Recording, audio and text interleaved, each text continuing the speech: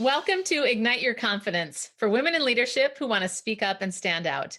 I'm your host, Karen Laus. Here you'll get all of the tips and tools that you need to stand out with unshakable confidence. Let's jump into today's episode. Well, everybody, we have Ashley with us today, and I'm very much looking forward to this conversation because she is a mover and a shaker, and she has a lot going on. So, Ashley, I'm going to turn it over to you to tell us about yourself.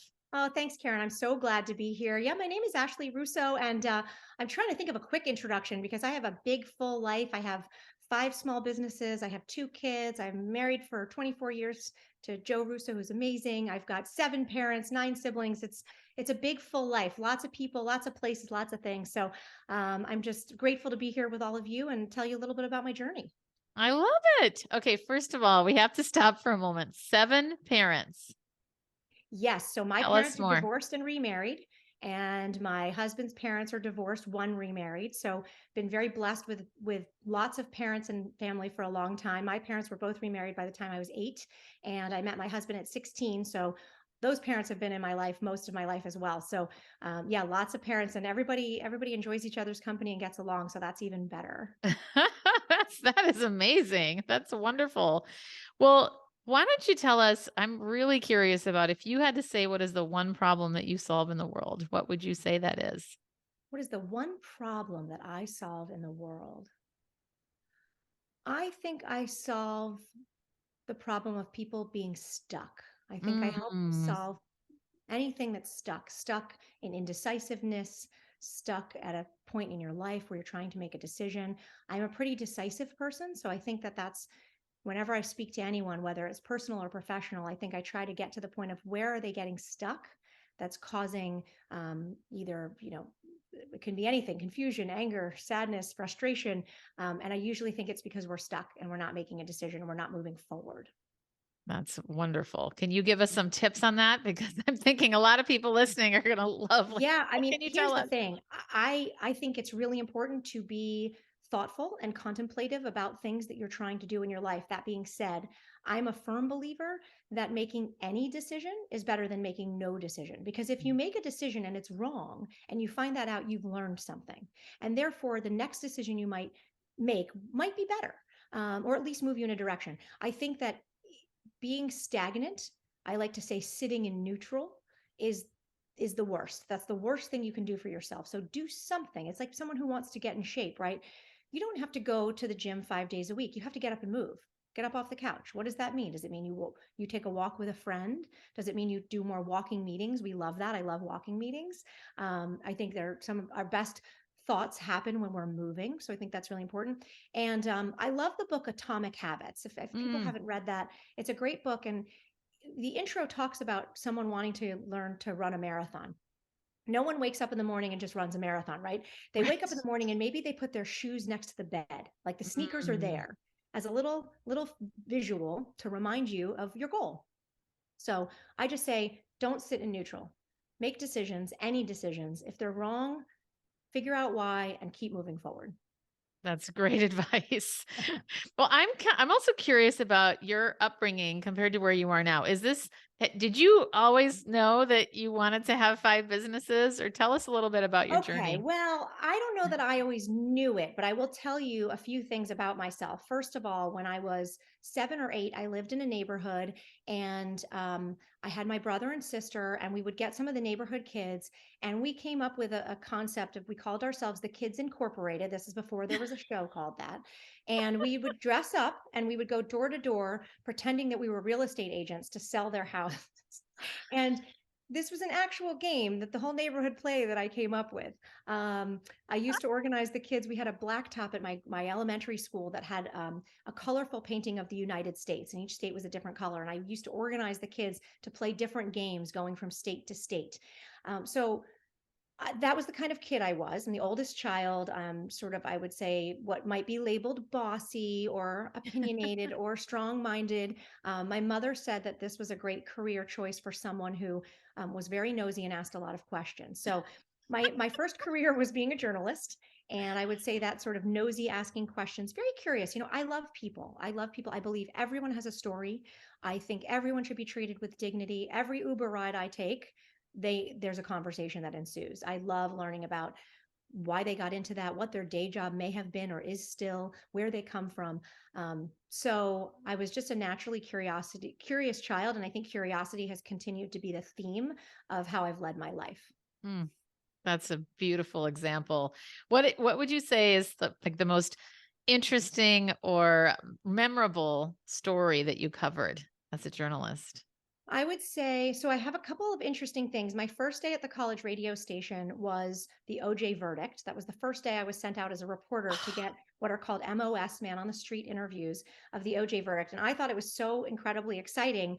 Of course, being very young and naive and not realizing that it could be sort of a volatile day and situation. I was Mm, very fortunate. I had a lot of people willing to participate, but that was day one. My first day at the Today Show was Princess Diana's funeral. So another oh my momentous occasion. gosh. So I of course didn't do the many weeks of prep that went into that, but just to see it executed was a really great Mhm. way for me to learn. But I would Wow. say the most interesting thing I did in actual news was JFK Jr.'s plane crash. So when his plane crashed, what happens in the news world is you are ready almost all the time. Most people have a duffel bag packed, and I was fortunate enough to be picked as one of the producers on that to go with our anchor at the time, Soledad O'Brien, and a crew. And we spent 4 days and trying to find, witnesses, family members, anyone willing to speak. It was very formative for me. It Mm, taught me really to think on my feet, to be sensitive yet aggressive at the same time. I don't know. It's an mm, art sort of to learn that, but it yeah. also taught me that I didn't really want to be on the front lines of news for very long. I'm so grateful for that experience. It taught me more than I think I could ever learn in those few years there. Um, but it's tough. It's tough to hear verdicts and be calling jurors at their homes and trying to get people to Oh, talk. It's tough to do hard news. So we criticize the news a lot, but I think the people behind the scenes deserve a lot of credit because they have very, very good intentions and are generally just trying to get to the truth. Um, mhm. so it was a great experience, but it did help propel me towards more positive news that you could use, which is what I do now. So Yay! Well, tell us more about that. sure. So when I left NBC, I started my first solopreneurship. It didn't have that title then, but I now know that that's what that's called. So I worked for myself. Mhm. I knew I honestly left network news because I had met my husband young. We wanted to get married. We wanted to have a family, and I didn't see that reflected in the female leadership at the time in network news. Certainly not for the way I had envisioned it. And so I said, maybe I can do something on my own. These And I was people people that I worked with really were encouraging to me, saying that there was a lot of work in the world for the skill set that I have. No Mhm. one else was out there in the world. So I went out on my own and I got work script writing, putting together media tours, doing media training. I worked with some wonderful brands like Prevention Magazine, Reader Publications, and it was just a great time. Anything anybody said, I said I can figure that out. Helping produce commercials, I even did a feature film. Also learned I didn't love film from that experience, but I'm glad to have said I did it. And then I had my second child and decided I was going to hang things up for a while. But being a little bit type A, I didn't sit still for too long. So I was a stay-at-home mom for 8 years, but during that time, I was a pretty active volunteer and using my skill set to do fundraising, build teams of volunteers around an issue or a cause. And all of that, I was also doing some press releases and helping get media for those things in the area I live. I live out in Bethlehem, Pennsylvania. It's known as the Mhm. Lehigh Valley. We have Easton, Bethlehem, and Allentown. So it's a region with about 800,000 people now. And we're an hour north of Philly, an hour and a half west from New York. So we're close, but just far enough that we are our own place. And that got me noticed by the vice president of marketing at the time at one of our local hospital networks. And I had a conversation with him that led to another conversation and thought it would be some media consulting. And he had an idea for a TV show that would spotlight positive patient outcomes. Hmm. So from that, I got a little seed money in 6 months and had the ability to create something that's now called the Peak TV, and it is a 30-minute news magazine on health, wellness, and community. So we always talk about That's how to give back. amazing. We always talk about how to improve one's life and be the best version of yourself.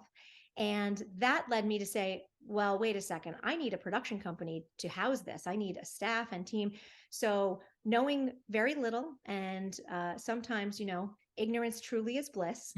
I bit the bullet and made my first two hires. I hired someone in marketing and someone who knew how to shoot and edit, and together I sold it. I sold the video and we built it, and now we're 12 people. Almost 11 years later, and 5 Emmy awards, and we love the work we do. But everything we do is positively focused. It's to help promote people's brands, people's identities, their corporations, their products, their nonprofits, what they're doing in our community. So it's really fulfilling. That's amazing.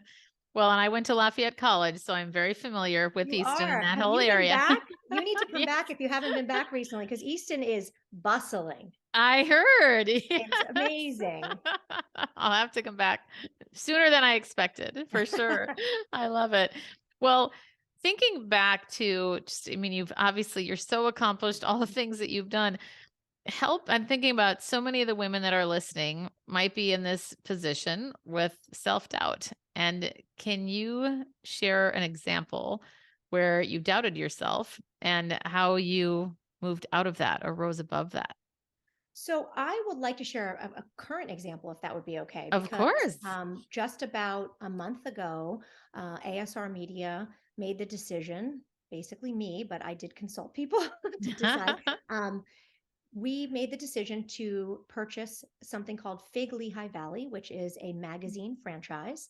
And it is advertorial in nature. It's quarterly, it's beautiful, it's 8 by 8. It's just a gorgeous publication. People keep it like a coffee table book, but it's Oh. storytelling. So instead of being advertisements, it's beautiful photography coupled with writing and storytelling. And there's a digital component with the web and social media. So it felt very aligned. It was not something I was looking for. It was something I sort of stumbled upon as an opportunity and really took a leap with this. But I will tell Mm, you, in the process over the last few months since this conversation first started, it has been a little bit ebbs and flows of questioning, was this a good decision? I made a hire, but she can't start till July. I've got people pinch hitting in the process. And I think for me, what I do is try to come back to the why. Why was this a good decision? Why did this feel aligned with ASR Media? And the why is still a 10 out of 10.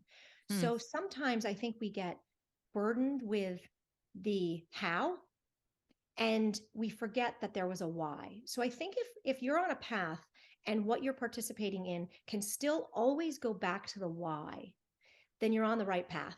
And maybe you just need to ask for more help. Maybe, so we've asked for some help. The people who own the franchise are out of Lancaster. They're amazing. They have such knowledge and such processes. And we started to ask for more help. And as soon as we did that, that concern dissipated for me because my mm, team rose to the occasion. And what I love is when I let go and I asked for help in that moment of concern, other people stepped up and rose to the occasion. And now mm. I've created opportunity for them kind of inadvertently. So what I would say is when you're having those moments of doubt, check in with your why, make sure it's still aligned. That's the most important. If it isn't, cut bait, move on. If it Mm. is, then ask for help and make sure that you are okay with things going at the pace you need them to go at. Sometimes you have to slow things down. Sometimes the timeline in your head is not the timeline in reality. And that's really what I tried to do. I tried to now ask for help and slow things down. That's so tactical. Thank you for that.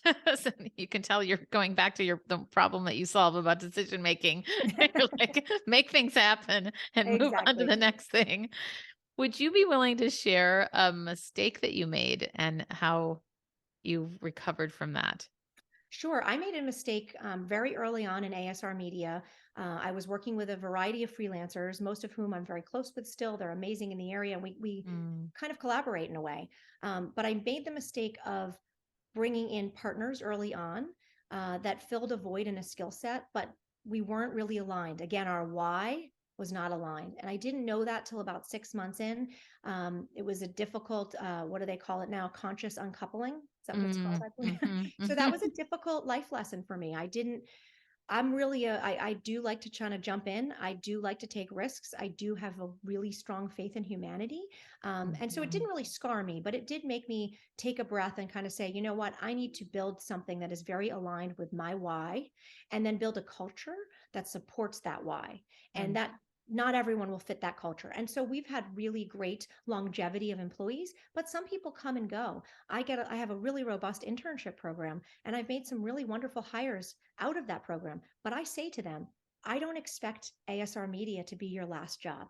And I'm okay if we're a stepping stone, but I want to be part of that conversation. I want to help you reach your goals to go to that next level. And I want to be in a situation where you give me, I'm a small business. I want you to give me 3 months notice and I'll help you write the letter, the recommendation, and I'll help you get there. And by and large, we've had that happen. I've only Mm. had really one employee that ever kind of gave me the 2 week notice and left. Everybody else has done it that way. And it's been meaningful for both parties and we're still in touch. And I'm so That's proud to see where they've gone. I have someone who's a post-production supervisor on a Shonda Rhimes oh series. I my have gosh. someone who's a head editor for the Atlanta Hawks. So it's kind of That's cool to see that. amazing. Yeah. Yeah. Oh, that's so I love it. You said the word meaningful, and that really stands out. Really beautiful. I think I feel really grateful for the opportunities I was given early on and for the people who Mhm. supported me when I made career shifts and decisions. And so I always Mhm. wanted to set something up where people felt that same level of supportiveness to chase their dreams. Maybe they learned something from us and they give us something, but it's just not. And then we've got lots of people who have stayed. I've got people that are with me from the very beginning and year 7, and it's pretty great. So Yeah. That's wonderful. Well, I would love to know what confidence means to you.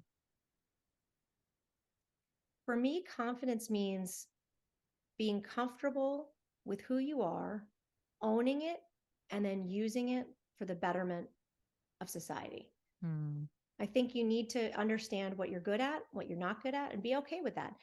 It doesn't mean that you necessarily can get away with a certain behavior that maybe you aren't good at. But for me, for example, if things get really, I have a lot of balls in the air, and sometimes all those 3 or 4 drop at the same time, and my natural tendency is to elevate my frequency to a level of where it feels like anxiety, and I'm maybe snippier with someone than I need to be, especially for my poor husband generally. And so I really try to be in touch with my emotional intelligence and try to listen to what is making my heart rate rise, what Mm. is making me feel anxious at this moment. And usually when I can slow down the frequency of my tone, I can get a handle on, okay, how am I going to do this next? What's the next problem stuff? I'm not a great detail person. So something like having to call um, a service industry like the phone company Okay. and be on the phone and go through series of problem solving is generally very frustrating for me. I get impatient quickly with that. So those are things I try to do in a moment where I know I'm not crunched for time, Mm. and it doesn't it my business coach would say set yourself up for success. And so I guess confidence comes in when you've set yourself up for success. I surround myself with a lot of people who cover my blind spots. I did all the invoicing and accounting for ASR for the first 5 years. I hated it every time I did it. Every single time I did it, I hated it. And it would be something I would save up and save up. And every 2 weeks, I'd have to carve out half a day and shut down everything because my brain to focus on that stuff is hard. And Mhm. finally, I said, this is insane. I'm going to hire a bookkeeper and I'm going to teach someone else on the team how to do proposals and invoicing. And it was amazing. I did that and I freed myself up to do the relationship building and the selling that is more of my strength. Mhm. Beautiful way you set it all. I love that. Set yourself up. Absolutely. Yeah. Well, what advice would you give to somebody who is wanting to step into something new? Maybe it is start a business or leave their job or just try something different. Well, I think it's striking a balance. Learn enough about where you're headed, what goes into it. Is there a way to make money from it? What will it take of your time? But also, don't be so bogged down by the details that you're afraid to take the leap. At some point, Mm. you have to have just enough information, but not too much, because, like I said in the beginning, ignorance was bliss for me. If you know too much, you probably won't do it. But if your why is strong enough, if the reason behind you wanting to start a business or to take a leap or to switch careers is strong enough, that should be the fuel that propels you to that next choice. And again, that's that indecision. Details tend to bog people down. Don't let that happen. Learn just enough to take the leap. If your why is strong enough, you'll keep on the journey. Mm. Well, is there anything that I haven't asked you yet that you want me to ask or that you want to share? Oh, what do I want to share? Well, I guess one thing I would just love to share is that I think creating culture and team building in your place of work, whether you're the owner or you're an employee, is really important. And that's the stuff that is sort of the space in between, right? We know how to write a procedure for how to do something in the job. We might know how to really get something done because that's what we've set up. But building culture and team takes time. And I think if you're a leader in any capacity, please invest in yourself and then invest in your team. Make time for team building activities. Make time to have one-on-one conversations with your staff on a regular basis and build that in, because I think we are living in a world now, especially post COVID, where with the next couple of generations, that piece is going to be what is critical. You know, making sure people are properly compensated is obviously important. But beyond that, they say that the most of the time people leave a job is because they're looking for something culturally that they're not getting. So I would say take the time to do the teamwork, team building, and cultural building that really sustains a company. Wonderful. And tell me, what last piece of advice you would offer people? If there's one thing that you'd want to leave people with. Well, my I think the things that I find most important is or the most important thing is be a good manager of your time. Hmm. We talked a little bit about, I mentioned that I think it's really important to make decisions, stay on a path. I think it's really important to continue to be curious and lead with that curiosity. Anytime something maybe rubs you the wrong way, I would challenge you to ask a good question and learn more. But I really think all of it boils down to being a good manager of your time. If you've never sat down and kept a journal, I don't know, for those of you out here who have ever tried to get healthy or be on a diet or something, you probably kept a food journal and wrote down everything you ate. Well, do that with your time, because you might be surprised how often you're wasting time. So for Mhm. me, things that are very sacred to me, such as time with my family, workouts. I try to work out 3 days a week. It's in my calendar. I never enjoy it. I just want to say to everyone out there, I never get up and say, I can't wait for this workout.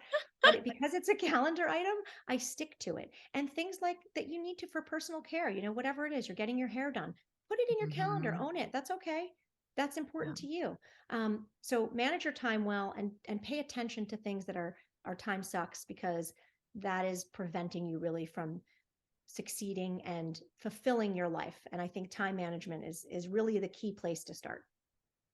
Great. And where can we find you for anybody who wants to Sure. reach out, and if there's anything that you want to promote? Well, absolutely. I'm Ashley S. Russo on most places, whether it's LinkedIn or Twitter or Instagram or Facebook. So you can find me there, but also our company is asrmediaproductions.com, and our TV show is The Peak, PEAK TV.com. And you can watch it anytime online. So if you're looking for some inspiration, some positivity in your life, watch The Peak TV. I think you'll enjoy it.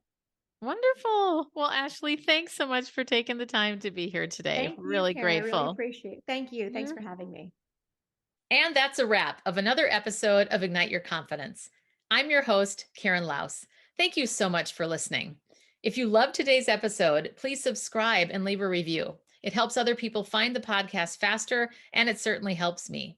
If you're interested in more tips and tools around confidence, please join me over in my Facebook group called Ignite Your Confidence with Karen Laus. Remember, you too can stand out with unshakable confidence.